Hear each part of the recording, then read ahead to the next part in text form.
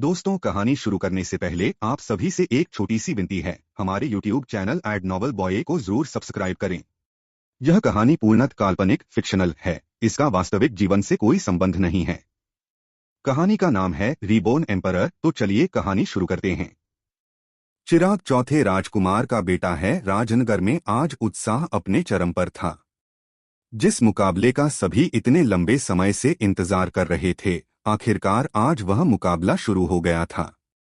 16 प्रदेश और प्रत्येक प्रदेश से 30 योद्धा।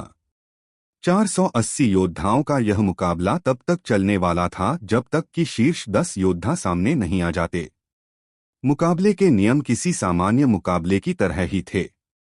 बस कुछ नियम थे जिनको बदला गया था।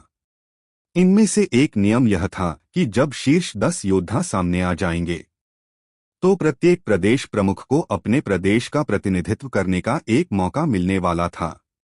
यहाँ वह अपने प्रदेश के किसी भी एक योद्धा का चयन करके उसे आगे भेज सकते थे और सिर्फ 3 स्थानों के लिए उससे मुकाबला करवा सकते थे। यह नियम उन लोगों के लिए था जिनके योद्धा किसी कारण से शीर्ष 3 स्थानों में से कोई एक स्थान हासिल न कर पाए। लेकिन यहाँ पर एक महत्वपूर्ण बिंदु भी था जिसकी वजह से कोई भी इस नियम का आसानी से फायदा नहीं उठा सकता था। प्रत्येक प्रदेश अपनी तरफ से एक शक्तिशाली योद्धा को आगे भेज सकता था, लेकिन अगर वह योद्धा मुकाबला हार जाता है तो उस प्रदेश को 3 गुना ज्यादा कर देना पड़ेगा।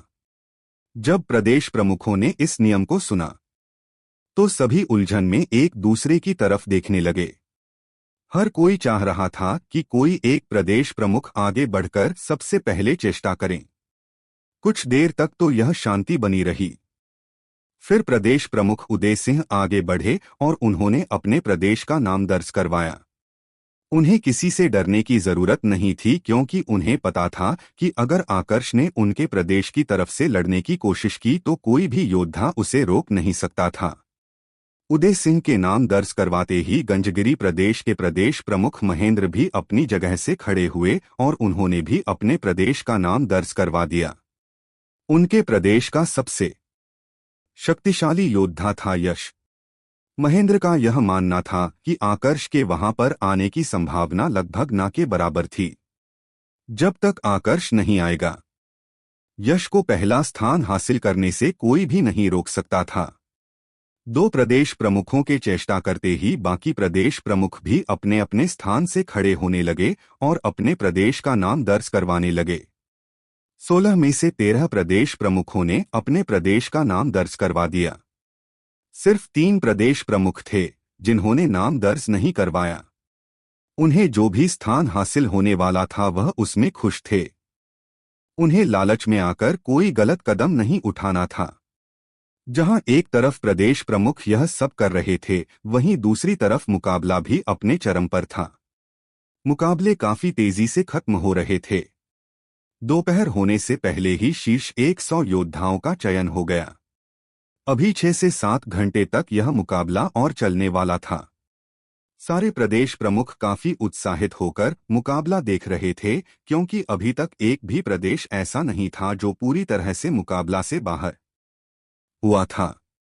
मुझे तो लगा था कि इस समय तक आपके प्रदेश का सबसे शक्तिशाली योद्धा आ जाएगा, पर लगता है वह भूल गया कि आज मुकाबला होने वाला है। प्रदेश प्रमुख महेंद्र ने उदय सिंह की तरफ देखते हुए कहा, आप आकर्ष में कुछ ज्यादा ही रुचि नहीं ले रहे? बात क्या है? प्रदेश प्रमुख उदय सिंह ने मुस्कुराते हुए पूछा। रुचि लेना तो बनता है। आखिरकार आपके प्रदेश का योद्धा आकर्ष इतना ज्यादा प्रसिद्ध जो हुआ है। मैं भी देखना चाहता हूं कि आखिर इतनी कम उम्र में उसने इतनी ज्यादा ताकत कैसे हासिल कर ली कि वह मंत्रमंडल के नीचे के सभी योद्धाओं को मारने की क्षमता प्राप्त कर चुका है। प्रदेश प्रमुख महेंद्र ने जवाब दिया। अगर आपको इतनी ही ज्यादा रुचि है तो फिर आपने ऐसा क्यों कहा कि आकर्ष आज के दिन के बारे में भूल चुका है? कहीं ऐसा तो नहीं कि बाकी सब की तरह आपने भी हमारे योद्धा आकर्ष को मरवाने की कोशिश की है? प्रदेश प्रमुख उदय सिंह ने मुस्कुराते हुए सवाल किया।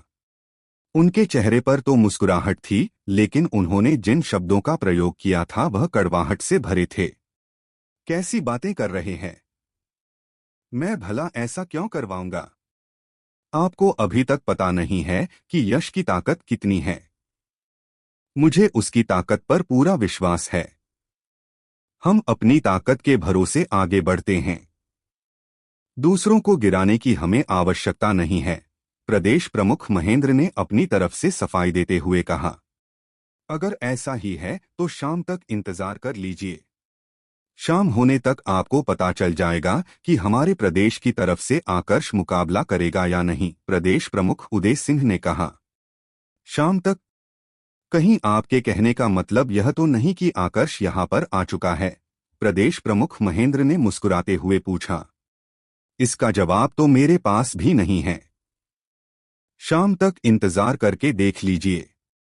शाम होते ही आपको आपके सारे सवालों के जवाब अपने आप मिल जाएंगे। इस बार प्रदेश प्रमुख उदय सिंह ने भी अपने चेहरे पर एक रहस्यमयी मुस्कुराहट प्रदर्शित करते हुए जवाब दिया।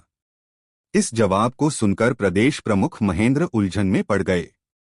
एक पल के लिए तो उन्हें लगा कि जैसे आकर्ष वहां पर आ चुका है, लेकिन फिर दोबारा से सोचने पर उन्हें एहसास हुआ कि अगर आकर्ष सच में वहां पर आया होता तो वह दूसरों की नजरों से छुपता क्यों?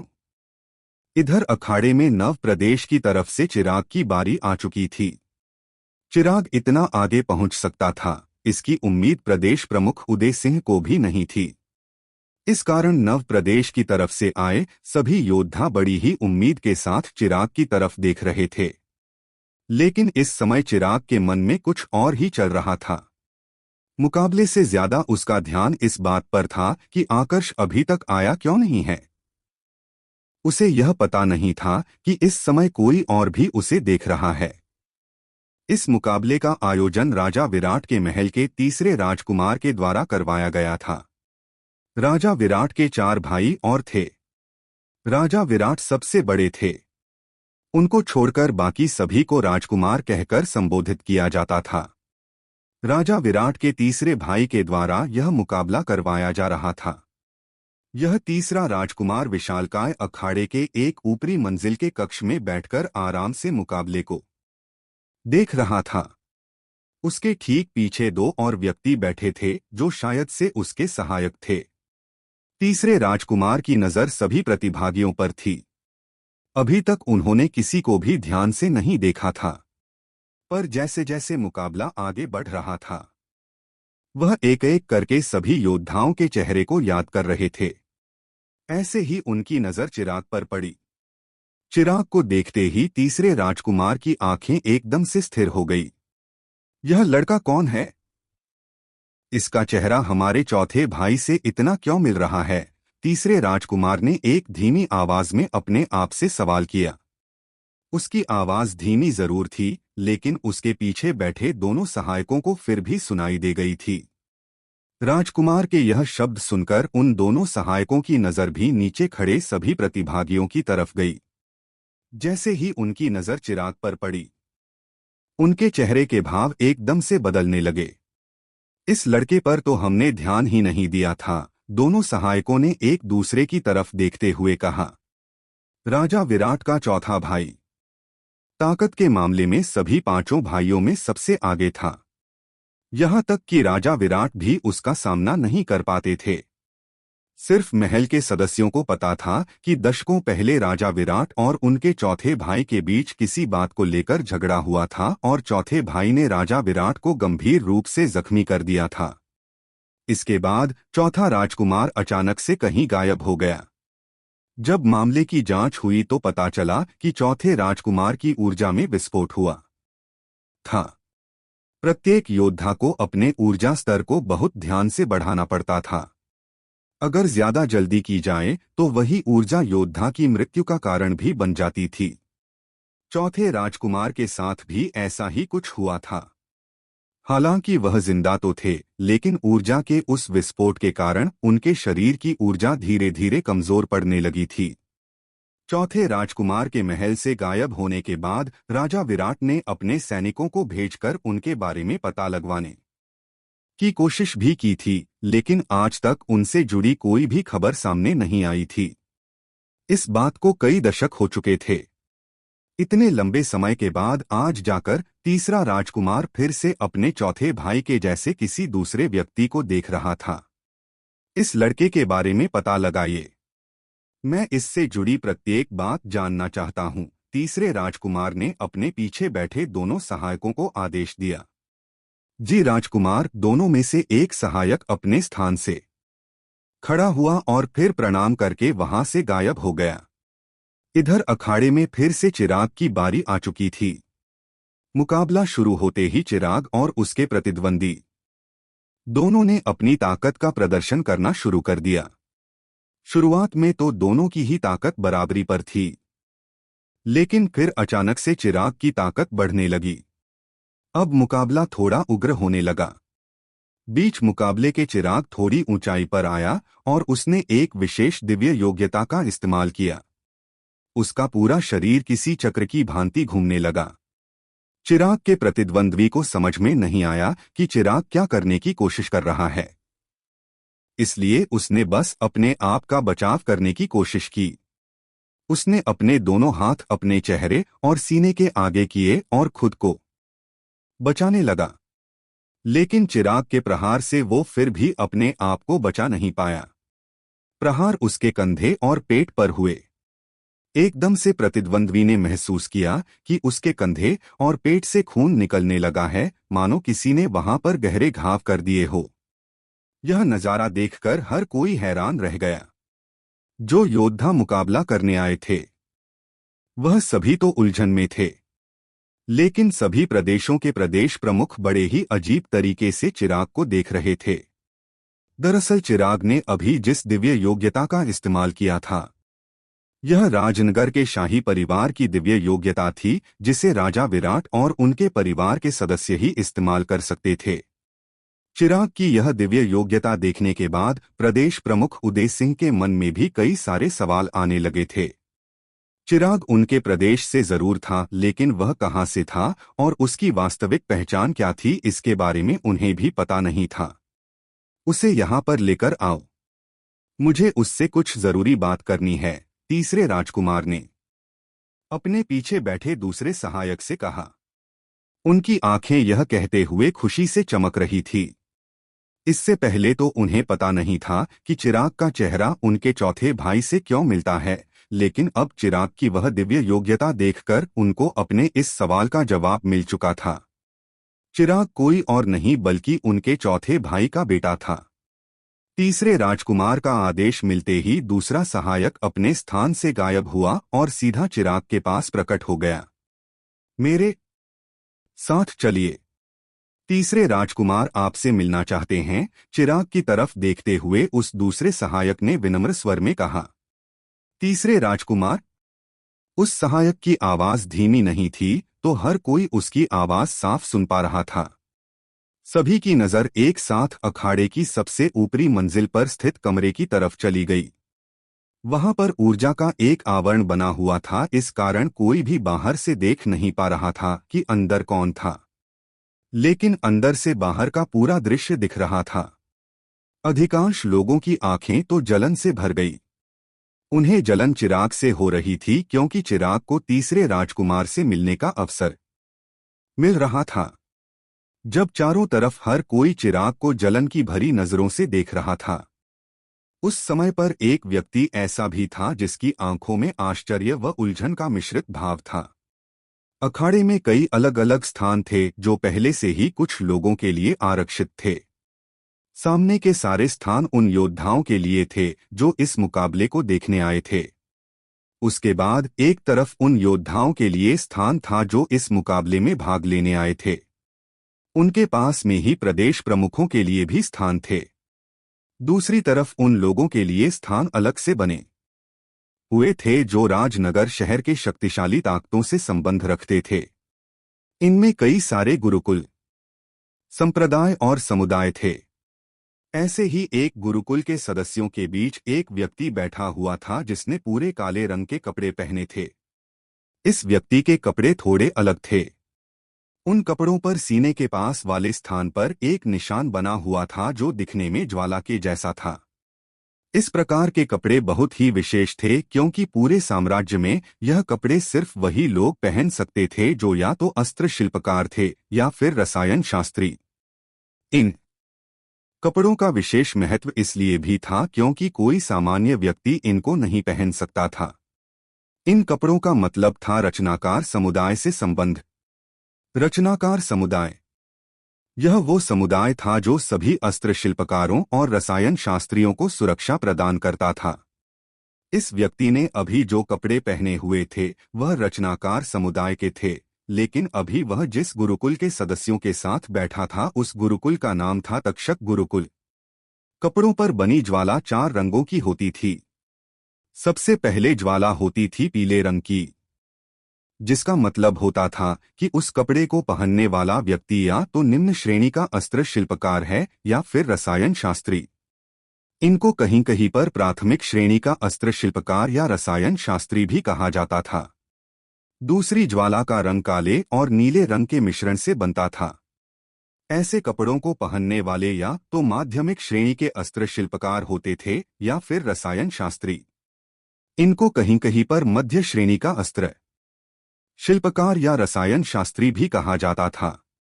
तीसरे रंग की ज्वाला हल्के सफेद रंग की होती थी जिसमें चमक होती थी। ऐसे कपड़े पहनने वाले उच्च श्रेणी के अस्त्र शिल्पकार या फिर रसायन शास्त्री होते थे। सबसे आखिर में रंग आता था सुनहरा रंग। ऐसी ज्वाला से बने कपड़ों को सिर्फ वही व्यक्ति पहन सकते थे जो या तो परम श्रेणी के अस्त्र शिल्पकार थे या फिर रसायन शास्त्री। इस व्यक्ति ने पीले रंग की ज्वाला वाले कपड़े पहने थे, यानी कि यह प्राथमिक श्रेणी का अस्त्र शिल्पकार या फिर रसायन शास्त्री था। राजनगर के जो गुरुकुल संप्रदाय और समुदाय थे वह बाकी के 16 प्रदेशों की तुलना में काफी ज्यादा शक्तिशाली थे, इसलिए उन्हें अलग स्थान दिया गया था। ऐसे लोगों के साथ बैठने का मतलब था कि इस व्यक्ति की पहचान भी काफी ज्यादा विशेष थी। जब उसने आसपास के लोगों की बातें सुनी और चिराग की पहचान को लेकर उसके मन में सवाल आए तो उसने अपने पास में बैठे व्यक्ति की तरफ देखते हुए पूछा, उप प्रमुख शुभम, चौथे राजकुमार के बारे में आपको क्या कुछ पता है? क्या मुझे उनके बारे में थोड़ी जानकारी मिल सकती है? एल्डर रुद्र, क्या आपको चौथे राजकुमार के बारे में कुछ भी नहीं पता? सामने बैठे व्यक्ति ने वापस उसी व्यक्ति से सवाल किया।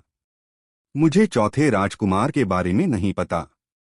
मैं 2 महीने पहले ही यहाँ पर आया हूँ। इससे पहले मैं दूसरी जगह पर घूम रहा था, इसलिए मुझे राजनगर और नवलोक साम्राज्य के इतिहास के बारे में ज्यादा जानकारी नहीं है, रुद्र नाम के उस व्यक्ति ने जवाब दिया।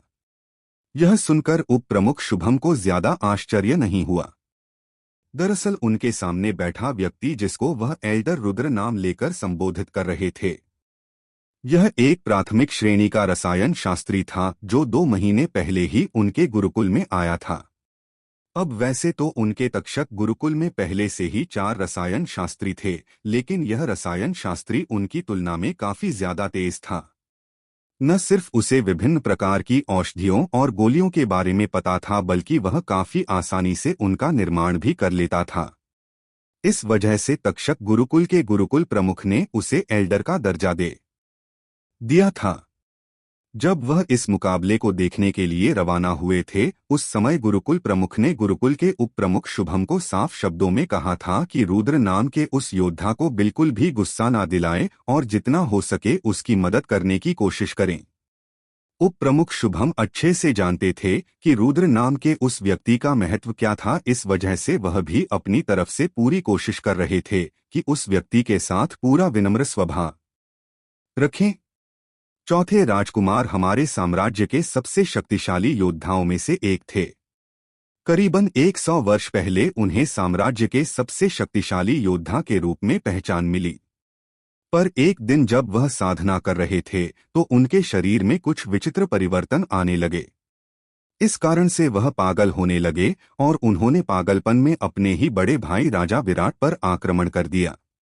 राजा विराट तो उन्हें रोकने आए थे, लेकिन उन्हें जख्मी होना पड़ा। उनका पागलपन इतना ज्यादा बढ़ गया कि उन्होंने अपनी खुद की एक भतीजी की हत्या कर दी। थोड़े समय के पश्चात जब उनकी हालत में थोड़ा सुधार आया और उन्हें पता चला कि उन्होंने पागलपन के दौरे में क्या कुछ किया था, तो वो पश्चाताप में डूब गए। एक दिन अचानक से वह महल से गायब हो गए और उसके बाद उनके साथ क्या हुआ कोई भी नहीं जानता। राजा विराट ने उन्हें ढूंढने की बहुत कोशिश की, लेकिन कोई भी सुराग नहीं मिला। लेकिन नव प्रदेश से आए इस चिराग नामक योद्धा का चेहरा चौथे राजकुमार से बहुत मिल रहा है।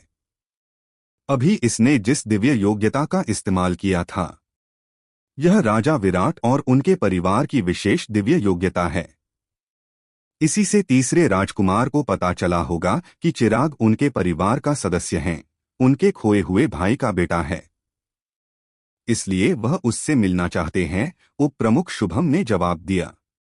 उनकी कहानी सुनकर रुद्र को सब कुछ समझ में आने लगा।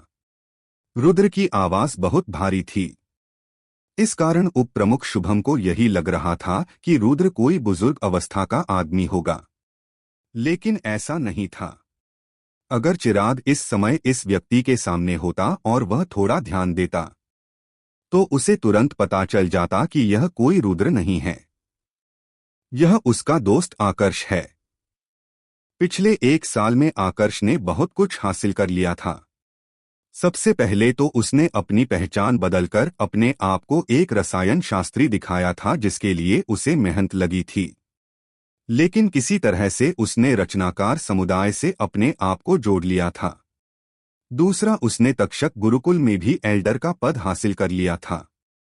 इसलिए इस समय किसी को भी इस बात की भनक नहीं थी कि जिस योद्धा को देखने के लिए पूरा अखाड़ा इतना ज्यादा उत्साहित है, वह वहां पर काफी देर पहले ही आ चुका है। आकर्ष के बारे में सभी को थोड़ी बहुत जानकारी मिल चुकी थी। आकर्ष भी यह बात अच्छे से जानता था कि अगर वह अपनी पहचान के साथ यहाँ पर आया तो काफी आसानी से उसके दुश्मन उसे निशाना बना लेंगे। तो वह रुद्र नाम के साथ तक्षक गुरुकुल के एल्डर की पहचान से यहाँ पर आया। जब उप प्रमुख शुभम और एल्डर रुद्र एक दूसरे से बात कर रहे थे, उस समय एक रथ काफी तेजी से अखाड़े की तरफ बढ़ रहा था। इस रथ को 7 सफेद रंग के घोड़े खींच रहे थे और यह आसमान से होते हुए नीचे जमीन की तरफ आ रहा था। रथ का पूरा रंग सुनहरा था। इस रथ पर हल्के बैंगनी रंग के कपड़े पहने एक व्यक्ति बैठा हुआ था, जिसके कपड़ों पर सोने की नक्काशी की गई थी। इस समय सिर्फ यह रथ नहीं था जो उस अखाड़े की तरफ बढ़ रहा था। इस रथ के पीछे काफी बड़ी मात्रा में लोग भी चल रहे थे। इससे इतना तो स्पष्ट हो गया था कि रथ से आने वाला यह व्यक्ति कोई सामान्य व्यक्ति नहीं था। उसकी आभा किसी राजा के जैसी थी और पूरे राजनगर में सिर्फ एक ही व्यक्ति था जो ऐसी आभा रख सकता था। नवलोक साम्राज्य का राजा, राजा विराट। जैसे ही रथ अखाड़े के करीब पहुंचा, अखाड़े के चारों तरफ बने 4 मीनारों के ऊपर खड़े 4 सैनिक एक साथ तेज स्वर में राजा विराट की जय जयकार करने लगे। यह जयकारा सुनकर अखाड़े में मौजूद सारे व्यक्तियों की नजर ऊपर आसमान में खड़े रथ की तरफ चली गई। रथ पर लगा ध्वज नवलोक साम्राज्य का शाही चिन्ह था। उसे देखते ही सारे उच्च अधिकारी अपने स्थान से खड़े होने लगे। इसमें सभी प्रदेश प्रमुख भी शामिल थे। बाकी सबकी तरह आकर्ष, जिसने अपना चेहरा ढक रखा था, उसकी नजर भी ऊपर आसमान की तरफ गई, लेकिन बाकी सब की तरह उसकी नजर सीधे राजा विराट पर नहीं गई, बल्कि रथ के आगे मौजूद 7 सफेद रंग के घोड़े पर गई।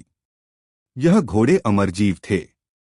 मृत्यु लोक में तो अमर जीवों को बहुत विशेष माना जाता था, लेकिन यहाँ देवतल में अमर जीव बिल्कुल सामान्य जानवरों के जैसे थे।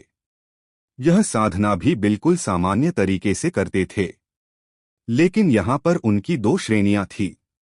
पहली श्रेणी में वह जीव आते थे जो कभी भी मानव रूप धारण नहीं कर सकते थे। इन्हें अपने जानवर रूप में रहकर ही साधना करनी पड़ती थी और इसमें भी देव योद्धाओं की मदद लगती थी। जबकि दूसरे जीव वह थे जो इंसानी रूप धारण कर सकते थे। न सिर्फ यह इंसानी रूप धारण कर सकते थे, बल्कि दिव्य योग्यता सीखकर इंसानों से लड़ भी सकते थे। 16 प्रदेशों के शीर्ष 10 योद्धा, प्रणाम महाराज। अखाड़े में जितने भी लोग मौजूद थे, सब एक एक करके अपने स्थान से खड़े होने लगे और राजा विराट को प्रणाम करने लगे। 16 प्रदेशों के योद्धा सिर झुकाकर प्रणाम कर रहे थे, जबकि उनके उच्च अधिकारी सामान्य तरीके से ही प्रणाम कर रहे थे।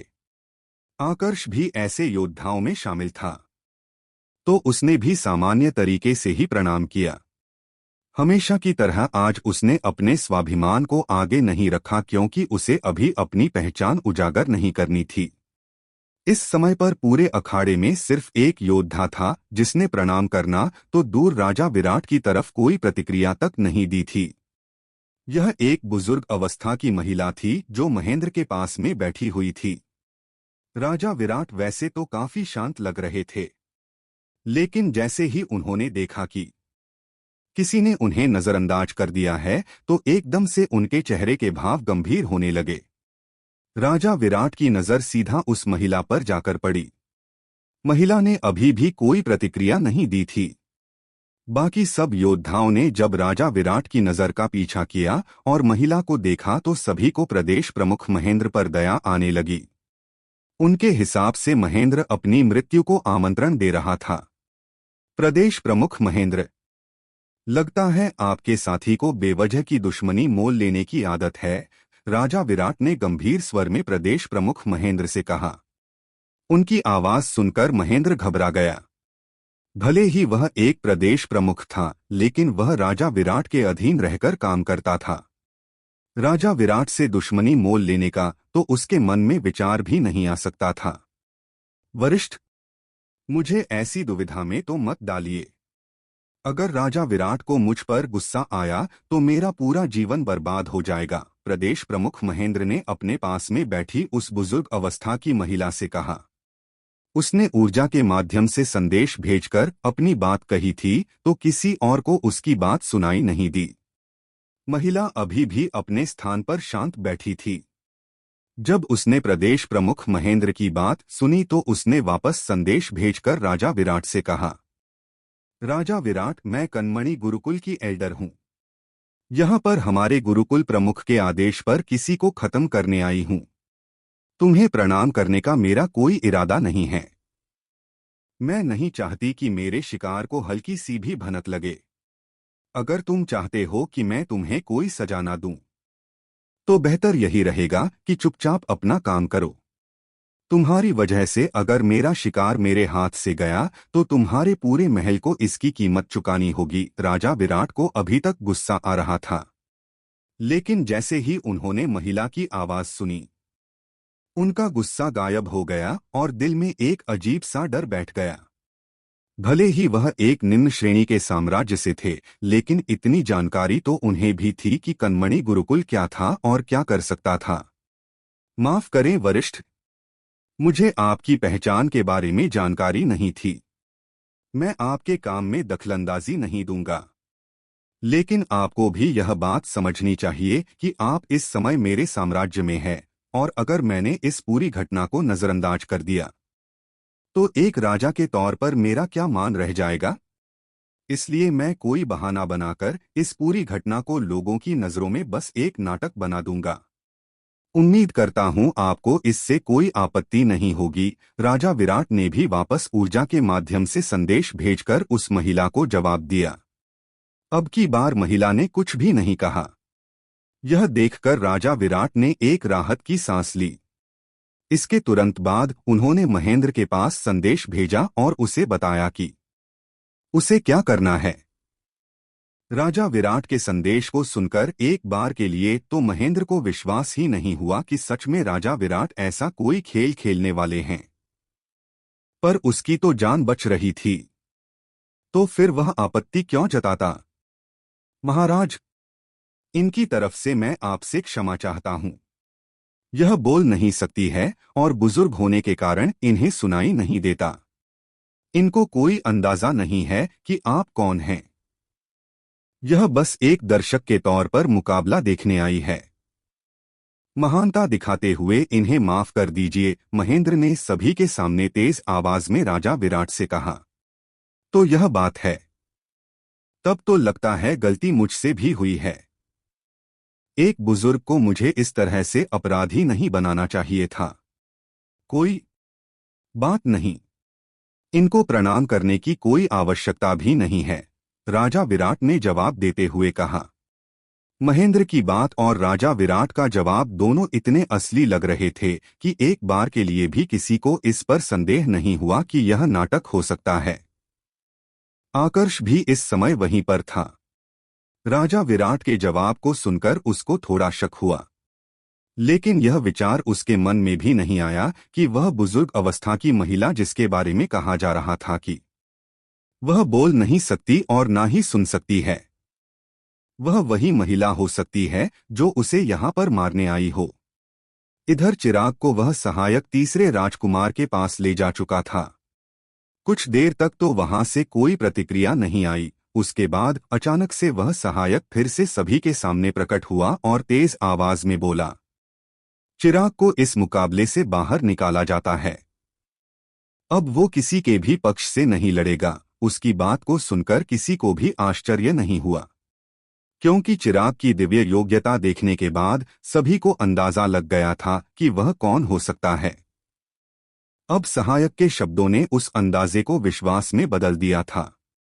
ऊपरी मंजिल में राजा विराट भी अपना स्थान ग्रहण कर चुके थे। बेटा चिराग, तुम्हें देखकर मुझे बहुत खुशी हो रही है, लेकिन इससे भी ज्यादा खुशी मुझे तब होती जब तुम्हारे पिता तुम्हारे साथ आते। वह तुम्हारे साथ क्यों नहीं आए? तीसरे राजकुमार ने चिराग से पूछा। मेरे पिता? वह तो सालों पहले ही प्रकृति में विलीन हो गए, चिराग ने जवाब दिया। क्या? उसके इस जवाब को सुनते ही तीसरे राजकुमार सहित राजा विराट के चेहरे के भाव पूरी तरह से बदल गए। अभी तक तो दोनों के चेहरे पर चिराग को देखकर खुशी थी, लेकिन एक ही पल में यह खुशी का भाव गम में बदल गया था। यह सब कैसे हुआ चिराग? तुम्हारे पिता वो तीसरे राजकुमार ने सवाल पूछने की कोशिश की, लेकिन उनके मन में गम का भाव इतना गहरा हो चुका था कि वह अपने सवाल को भी पूरा नहीं कर पाए। मेरे पिता अपनी ताकत और शरीर में परिवर्तन आने के बाद वह यह महल छोड़कर हमेशा हमेशा के लिए दूर जाना चाहते थे, लेकिन आप सभी की चिंता के कारण वो ऐसा कर नहीं पाए। महल में जो कुछ भी हुआ था उसके बाद उनके मन में इतना पश्चाताप उत्पन्न हुआ कि उनकी वापस आने की हिम्मत नहीं हुई। उसी पश्चाताप के भाव के साथ वह इस साम्राज्य में घूम रहे थे, तभी उनकी मुलाकात मेरी माँ से हुई। पहली मुलाकात में ही वो मेरी माँ को दिल दे बैठे। आगे चलकर उन्होंने मेरी माँ से शादी की और उसके बाद मेरा जन्म हुआ। लेकिन जब मैं 8 से 9 वर्ष का था, तब मेरे पिता की ऊर्जा में एक बार फिर विस्फोट हुआ। इस बार शायद उन्हें पहले से पता था कि उनके शरीर में ऐसा परिवर्तन होगा, इसलिए वह हमें छोड़कर दूर भागने लगे। हमने उनका पीछा किया, लेकिन उनकी ताकत हमसे इतनी आगे थी कि हम उन्हें पकड़ नहीं पाए। उनका पीछा करने के चक्कर में मैं और मेरी माँ लुटेरों के चंगुल में फंस गए। वह मेरी माँ के साथ कुछ गलत करना चाहते थे, लेकिन माँ ने ऐसा होने नहीं दिया। उन्होंने अपनी ऊर्जा का इस्तेमाल करके मुझे बहुत दूर भेज दिया और खुद आत्महत्या कर ली। लेकिन लुटेरे भी कुछ कम नहीं थे। मेरी माँ के मरते ही उन्होंने मुझे फिर से ढूंढ लिया और मुझे कैद कर लिया। प्रतिदिन मुझे प्रताड़ित किया जाता। इसी तरह 1 महीना बीत गया। जब मैं जीने की सारी उम्मीद खो चुका था, तब मेरे पिता उम्मीद की किरण बनकर मेरे जीवन में आए। उन्होंने मुझे तो बचा लिया, लेकिन जब उन्हें पता चला कि उनकी वजह से मेरी माँ ने आत्महत्या कर ली, तो वह इस सदमे को बर्दाश्त नहीं कर पाए। उन्होंने अपने बारे में मुझे सब कुछ बताया। अपनी पहचान बताने के बाद उन्होंने एक टोकन मुझे दिया और कहा कि मैं वापस आप लोगों के पास आ जाऊं। उसके बाद उन्होंने भी अपना शरीर त्याग दिया। आखिरी बार उन्होंने मुझे गले लगाया और मुझसे कहा कि मैं वहीं पर उनका अंतिम संस्कार करूं जहां पर मेरी मां ने अपना शरीर छोड़ा था। मैं बस 10 साल का बच्चा था, ज्यादा कुछ नहीं कर सकता था। लेकिन उस दिन मुझे एक बात समझ में आ गई थी कि मैं अपने परिवार के लिए मनहूस हूं। मैं नहीं होता तो मेरी मां खत्म नहीं होती। मेरी मां को कुछ नहीं हुआ होता तो पिताजी भी मेरे साथ होते। उनकी आखिरी इच्छा पूरी करने के बाद मैं नव प्रदेश चला गया और वहां पर सैन्य प्रशिक्षण प्राप्त करने लगा। सभी की नजरों में मैं अनाथ था। वहां पर सैनिकों ने मेरी मदद की, मुझे जीना सिखाया, मुझे ताकतवर बनने में मदद की। उसके बाद जब मुझे पता चला कि 16 प्रदेशों का मुकाबला होने वाला है तो मैंने ताकत हासिल की और जल्द से जल्द यहां पर आने की कोशिश की ताकि आप लोगों से मिल सकूं। चिराग ने जवाब दिया।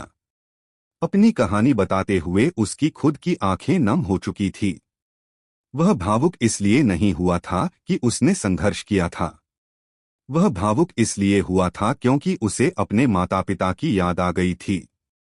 अपनी बात खत्म करने के बाद चिराग ने अपनी जादुई अंगूठी में से एक टोकन निकाला और तीसरे राजकुमार को दे दिया। तीसरे राजकुमार और राजा विराट ने उस टोकन को देखते ही पहचान लिया। जो कुछ हुआ उसके लिए हम शर्मिंदा है चिराग, लेकिन अब से तुम्हारे पिता का कर्तव्य मैं पूरा करूंगा। कहीं ना कहीं मैं भी गलत हूं क्योंकि अगर मैं उस दिन जख्मी नहीं हुआ होता तो तुम्हारे पिता महल छोड़कर नहीं जाते। पर अब से तुम्हारी पूरी जिम्मेदारी मैं उठाऊंगा।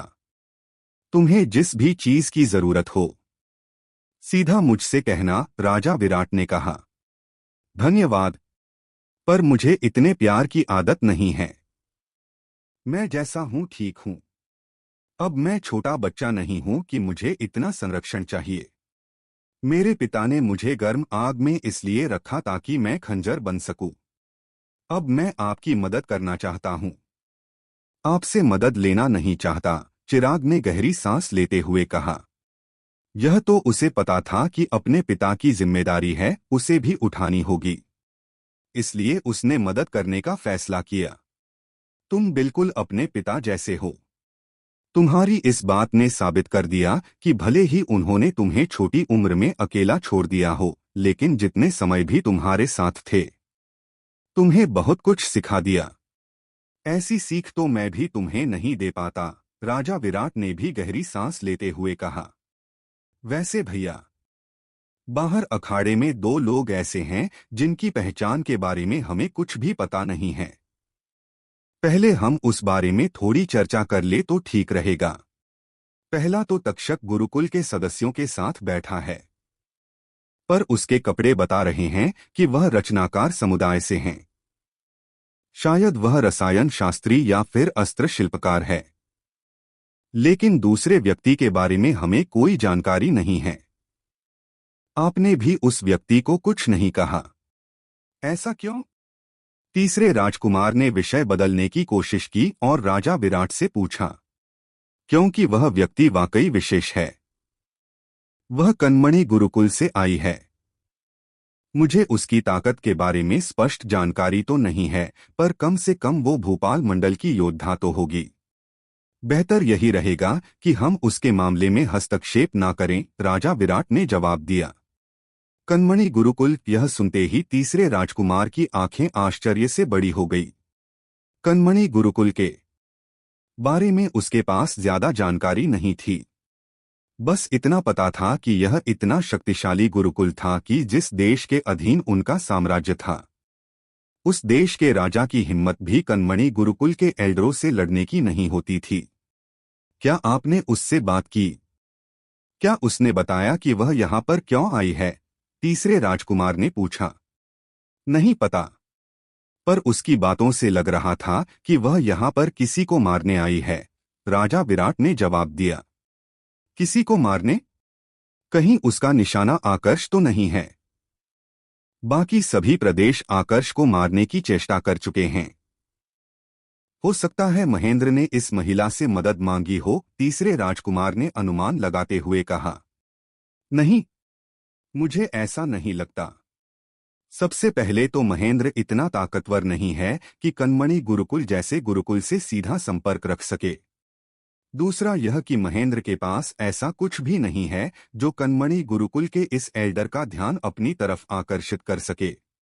यह मुझे भी नहीं पता कि यह कनमणि गुरुकुल की एल्डर महेंद्र के साथ क्यों है, लेकिन इतना जरूर पता है कि महेंद्र का इसमें हाथ नहीं है।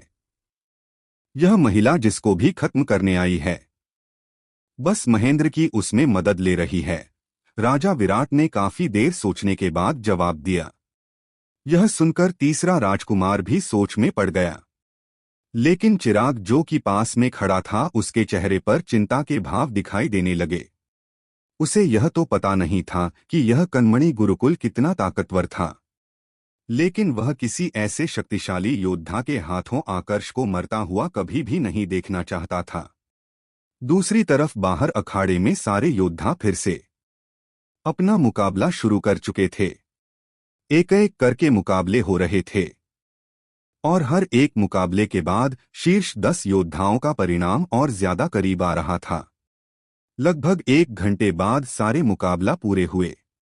अब शीर्ष 10 योद्धा सामने आ चुके थे। मुकाबले का परिणाम आप ज्यादा दूर नहीं है।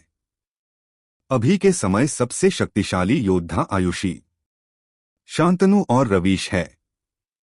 यह शीर्ष 3 योद्धा है। अगर कोई ऐसा योद्धा है जो आगे आकर इन्हें चुनौती देना चाहता है तो उसके पास अभी समय है, अन्यथा इन्हीं शीर्ष 10 योद्धाओं को आखिरी परिणाम में शामिल किया जाएगा, मुकाबले के निर्णायक ने तेज आवाज में घोषणा करते हुए कहा। इस घोषणा के होते ही सभी का ध्यान अखाड़े की तरफ केंद्रित हो गया। अभी के समय पहले स्थान पर एक महिला थी। अधिकांश को विश्वास नहीं हो रहा था कि एक महिला पुरुषों से आगे बढ़ चुकी थी। आयुषी नाम की यह महिला आयुध प्रदेश नामक प्रदेश के प्रदेश प्रमुख की बेटी थी।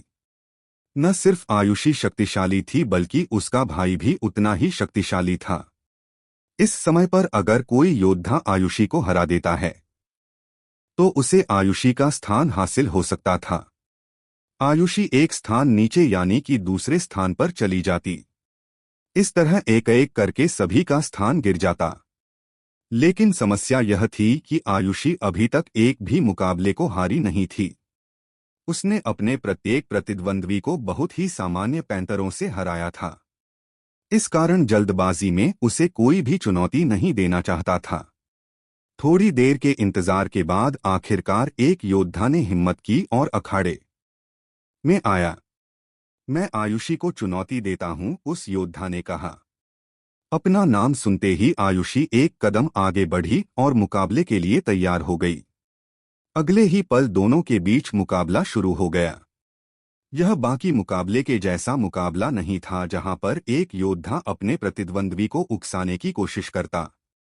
हर किसी को जल्दबाजी में परिणाम देखना था तो मुकाबले भी बहुत जल्दी में हो रहे थे। अब मुकाबला कुछ दिलचस्प हो रहा है। तक्षक गुरुकुल के समूह के साथ बैठे आकर्ष ने मन ही मन अपने आप से कहा और ध्यान से मुकाबले को देखने लगा। जिस रफ्तार से मुकाबला शुरू हुआ था उसके साथ सभी को लग रहा था कि यह मुकाबला वह दूसरा योद्धा जीतेगा। लेकिन थोड़ी ही देर में सभी की गलतफहमी दूर हो गई। आयुषी के प्रहार बिल्कुल सामान्य थे, लेकिन वह जिस भी जगह प्रहार कर रही थी वहां पर उसके प्रतिद्वंद्वी को बहुत तेज दर्द महसूस हो रहा था। थोड़ी ही देर में उसके प्रतिद्वंद्वी को भी समझ में आ गया कि आयुषी उसकी मांसपेशियों को कमजोर कर रही है। शायद यह उसकी दिव्य योग्यता का असर था। दोनों के बीच मुश्किल से 100 प्रहार हुए होंगे। उसके बाद वो योद्धा खून की उल्टी करने लगा। इसी अवसर का आयुषी ने फायदा उठाया और आगे बढ़कर एक जोर की लात अपने प्रतिद्वंदी के सीने पर दे मारी, जिस कारण उसका प्रतिद्वंद्वी किसी टूटे हुए तारे की भांति उड़ते हुए अखाड़े से बाहर जा गिरा। और इस मुकाबले की विजेता है आयुषी, निर्णायक ने तेज आवाज में घोषणा करते हुए कहा। पूरे अखाड़े में सन्नाटा छा गया। थोड़ी देर पहले तो लोगों के बीच चर्चाएं हो रही थी, लेकिन अब लोगों ने भी चर्चाएं करना बंद कर दिया था। तो मेरा अनुमान सही था। यह लड़की जितनी साधारण दिख रही है उतनी साधारण है नहीं। खुद का बचाव करना और उसी समय पर अपने प्रतिद्वंद्वी पर प्रहार करना। गजब की तेजी। न सिर्फ सुंदरता बल्कि ताकत के मामले में भी अग्रणी। सोचा नहीं था कि इस बार एक ऐसी योद्धा भी मुकाबले में देखने को मिलेगी। आकर्ष के पास में बैठे तक्षक गुरुकुल के उप प्रमुख शुभम ने आयुषी की प्रशंसा करते हुए आकर्ष से कहा, पर यह आखिरी योद्धा तो नहीं है। इतनी जल्दी प्रशंसा करना ठीक नहीं है। पहले पूरा मुकाबला देख लेते हैं, आकर्ष ने जवाब देते हुए कहा और फिर से अखाड़े की तरफ देखने लगा। रही बात तक्षक गुरुकुल के उप प्रमुख शुभम की, तो उन्होंने आकर्ष की बात का बिल्कुल भी बुरा नहीं माना। पिछले 2 महीने में उन्हें अच्छे से समझ में आ चुका था कि आकर्ष का स्वभाव कैसा है। वह ज्यादा बातें नहीं करता था। शुभम को तो अब उसके इस स्वभाव की आदत हो चुकी थी। वह भी अब आकर्ष की भांति अखाड़े की तरफ देखने लगे और मन ही मन अनुमान लगाने की कोशिश करने लगे कि अब अगला योद्धा कौन होगा जो इन 3 योद्धाओं को चुनौती देगा। अखाड़े में मुकाबले फिर से शुरू हुए। एक नए योद्धा ने अखाड़े में प्रवेश किया और इस बार दूसरे स्थान पर मौजूद योद्धा को चुनौती दी गई। इस नए योद्धा ने दूसरे स्थान पर बैठे योद्धा को हरा दिया और उसका दूसरा स्थान हासिल कर लिया। दूसरे स्थान पर जो योद्धा था वह तीसरे स्थान पर चला गया और इसी तरह चलते चलते 10वें स्थान पर जो योद्धा था वह शीर्ष 10 स्थानों से बाहर हो गया। अभी तक सभी को लग रहा था कि जो शीर्ष 10 योद्धा है वही सबसे शक्तिशाली है, लेकिन अब जैसे जैसे चुनौतियां मिल रही थी उसके बाद सभी को समझ में आ रहा था कि शक्तिशाली योद्धाओं ने तो अभी तक अपनी लड़ाई ही नहीं लड़ी थी। असली लड़ाइयां तो अब हो रही थी। आयुषी, जिसको अभी तक सबसे शक्तिशाली माना जा रहा था, वह इसका सबसे अच्छा उदाहरण थी। थोड़ी देर पहले तक वह पहले स्थान पर थी, लेकिन कुछ ही देर में वह 6ठे स्थान पर पहुंच गई। अभी तक उस योद्धा ने अखाड़े में प्रवेश नहीं किया था जिसको सबसे शक्तिशाली माना जा रहा था, यानी कि आकर्ष। उसके अखाड़े में आने के बाद आयुषी का स्थान एक और पद नीचे गिरने वाला था। देखते ही देखते सभी योद्धाओं ने अपनी अपनी चुनौतियां दे दी। लगभग सभी योद्धा मुकाबला कर चुके थे। अब जो नए शीर्ष 10 योद्धा सामने आए थे वह कुछ इस प्रकार थे। पहले स्थान पर था गंजगिरी प्रदेश का यश। दूसरे स्थान पर था आयुध प्रदेश का आयुष, जो कि आयुषी का भाई भी था। तीसरे स्थान पर था शांतिशिला प्रदेश का गौतम। चौथे स्थान पर था रक्तमेघ प्रदेश का रणवीर। 5वें स्थान पर था कुसुमपुरा प्रदेश का कुश। 6ठे स्थान पर थी आयुध प्रदेश की आयुषी। 7वें स्थान पर था परितोष प्रदेश का आयुष्मान। 8वें स्थान पर था अश्वगिरी प्रदेश का चैतन्य। 9वें स्थान पर था त्रिलोकी प्रदेश का अरण्य और 10वें स्थान पर था सुंदर प्रदेश का आकाश। गंजगिरी प्रदेश के यश और आयुध प्रदेश की आयुषी को छोड़कर बाकी जितने भी योद्धा थे वह परस्पर एक दूसरे के साथ मुकाबला कर चुके थे। अब सिर्फ यही दोनों बचे थे जिन्होंने एक दूसरे के साथ मुकाबला नहीं किया था और इन्हीं के मुकाबले के बाद तय होने वाला था कि पहला स्थान किसके पास जाने वाला था। 10वें स्थान पर जो योद्धा था जिसका नाम था आकाश, उसकी हालत इस समय सबसे ज्यादा खराब थी। उसे पता था कि यह परिणाम आखिरी परिणाम नहीं है, क्योंकि अभी तक एक योद्धा सामने नहीं आया था। अगर आकर्ष वहां पर आता है और मुकाबले में भाग लेता है तब पहला स्थान उसी के पास जाने वाला था। मुकाबले के जो नियम थे उसके अनुसार आकाश को उस समय अपने स्थान को छोड़कर शीर्ष 10 स्थान से बाहर निकलना होगा। आकाश इसके लिए बिल्कुल भी तैयार नहीं था। आकाश इस समय अपने प्रदेश के प्रदेश प्रमुख की तरफ देख रहा था। सुंदर प्रदेश के प्रदेश प्रमुख आकाश की स्थिति समझ पा रहे थे, तो उन्होंने ऊर्जा के माध्यम से संदेश भेजते हुए कहा, चिंता मत करो, शाम होने में थोड़ा ही समय बाकी है, बस आधे 1 घंटे की बात है। जब आकर्ष पूरे दिन नहीं आया तो आखिरी के समय में कैसे आएगा? मुझे पूरा विश्वास है कि आज वह नहीं आएगा। 10वां स्थान तुम्हारे पास ही रहेगा। मुकाबले से पहले अगर तुम इस बारे में सोचकर इतने ज्यादा परेशान रहोगे तो क्या पता इसका तुम पर गलत प्रभाव पड़े। इस बारे में सोचो भी मत। कई बार हम जो सोचते हैं वैसा हो जाता है। इसीलिए सकारात्मक सोचो। अपने प्रदेश प्रमुख के यह शब्द सुनकर आकाश ने आगे कुछ भी नहीं कहा। सिर्फ वह जानता था कि इस समय वह मन ही मन कितना ज्यादा परेशान था। पर इस समय उसे यह पता नहीं था कि जिसके बारे में सोचकर वह इतना ज्यादा परेशान हो रहा है, वह व्यक्ति वहीं पर भीड़ में मौजूद है। इस समय पर सिर्फ नव प्रदेश ही इकलौता ऐसा प्रदेश था जिसने सबसे बेकार प्रदर्शन किया था। ऐसा तो होना ही था। उनका सबसे शक्तिशाली योद्धा आया नहीं था, और जो दूसरा सबसे शक्तिशाली योद्धा था उसे राजा विराट ने अपने पास रख लिया था, यानी कि चिराग। ऐसे में नव प्रदेश के पास ऐसा कोई योद्धा ही नहीं था जो शीर्ष 20 स्थान में भी अपनी जगह बना पाए। शीर्ष 10 स्थान तो फिर भी बहुत दूर थे। लेकिन ऐसे समय पर भी नव प्रदेश के प्रदेश प्रमुख उदय सिंह के चेहरे पर घबराहट का एक भी भाव नहीं था। शायद उन्हें मन ही मन इस बात का विश्वास था कि जिस योद्धा पर उन्होंने दाव लगाया है वह उनका भरोसा नहीं तोड़ेगा और उनके प्रदेश का मान बचाने के लिए आएगा। अब देखना यह था कि क्या सच में ऐसा होता है या नहीं।